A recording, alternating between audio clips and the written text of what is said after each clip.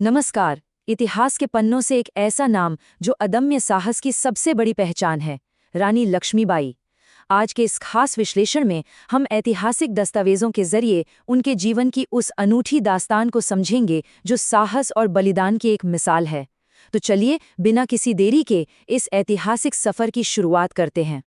अब इस कहानी की गहराई को समझने के लिए सीधे उस मशहूर और विद्रोही ऐलान से शुरुआत करते हैं। एक ऐसा वक्त जब ब्रिटिश साम्राज्य तेजी से भारत में अपने पैर पसार रहा था, तब एक आवाज गूंजी थी, मैं अपनी झांसी नहीं दूंगी। ये महज एक वाक्य नहीं था, बल्कि एक ऐसी हुंकार थी जिसने इतिहास की दिशा ही बदल कर रख दी।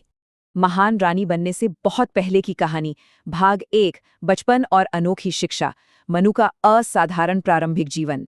दस्तावेजों पर नजर डालें तो 19 नवंबर 1828 को वाराणसी में उनका जन्म हुआ। माता पिता मोरोपंत तांबे और भागीरथी बाई ने नाम रखा मणिकर्णिका, लेकिन प्यार से सब उन्हें मनु बुलाते थे। बचपन में ही माँ का साया उड़ गया तो पिता ने ही उनका पालन पोषण किया।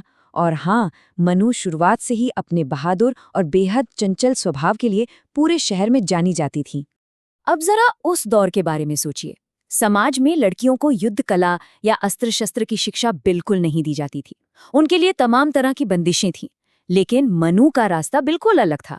उन्होंने समाज की परवाह किए बिना निडरता से घुड़सवारी, तलवारबाजी और युद्ध कला सीखी, खुद को एक बेहद कुशल योद्धा के रूप में ढाला।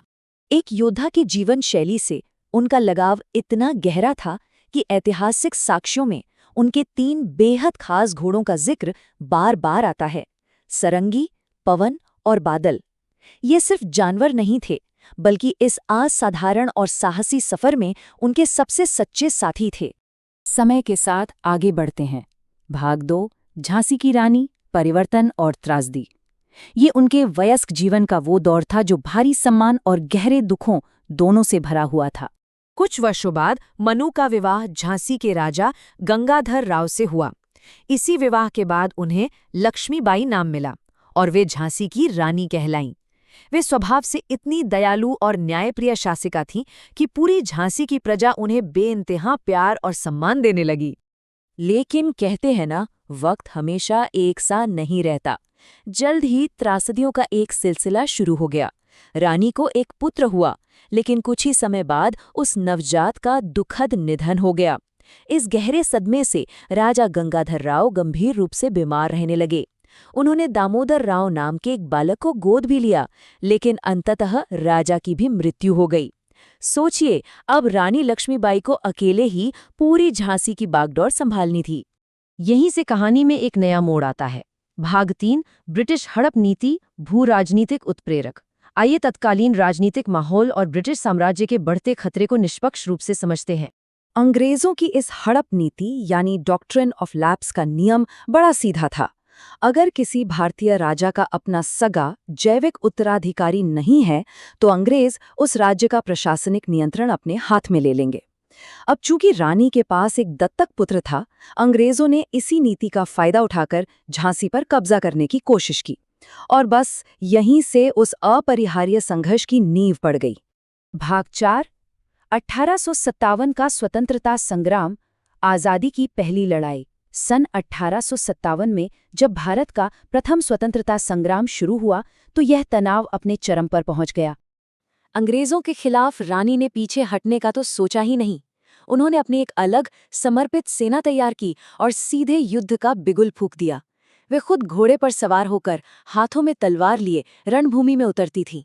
सबसे आगे रहकर सैनिकों का नेतृत्व करती थीं। उनकी वीरता और तेवर ऐसे थे कि उन्हें देखकर ब्रिटिश सेना भी खौफ खा जाती थी। अब हम इस ऐतिहासिक घटनाक्रम के सबसे निर्णायक मोड़ पर पहुंचते हैं। भाग 5, अंतिम युद्ध और वीरगति, अटूट प्रतिरोध। झांसी के किले पर जब अंग्रेजों ने भारी हमला किया, तो रानी ने डटकर उस भयंकर युद्ध का मुकाबला किया। लेकिन जब स्थिति हाथ से निकलने लगी, तो उन्होंने एक अचूक रणनीति अपनाई।